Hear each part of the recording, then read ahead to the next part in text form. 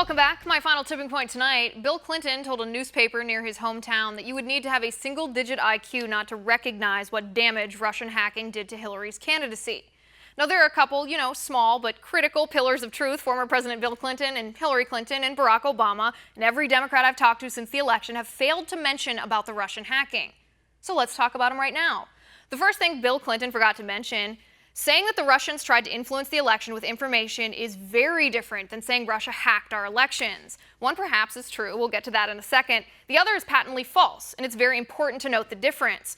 President Obama told us himself, were any voter registrations hacked? Were any voting machines hacked? No, they weren't. The information that allegedly cost Hillary Clinton the election, the DNC emails, the John Podesta emails released by WikiLeaks, it was all true. It wasn't the Russians who cost Hillary the election, it was Hillary herself. Her words, her actions, her hypocrisy, her pay-to-play schemes, her greed, and her corruption. Do you think if WikiLeaks blasted out fake news, people would have listened? Not after a day or two.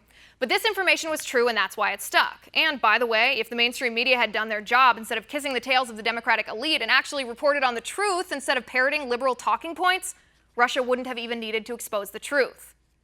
The second thing Bill Clinton forgot to mention, and don't mistake me here, I'm not justifying the Russian hacking. It's wrong, but they hack us and we hack them. That's how it goes when two nations are battling for hegemony.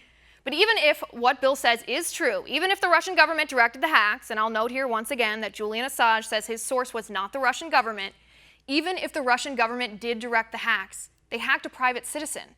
They hacked John Podesta's Gmail account by phishing. They emailed him a link and he clicked on it. Everybody's 10-year-old child knows not to do that.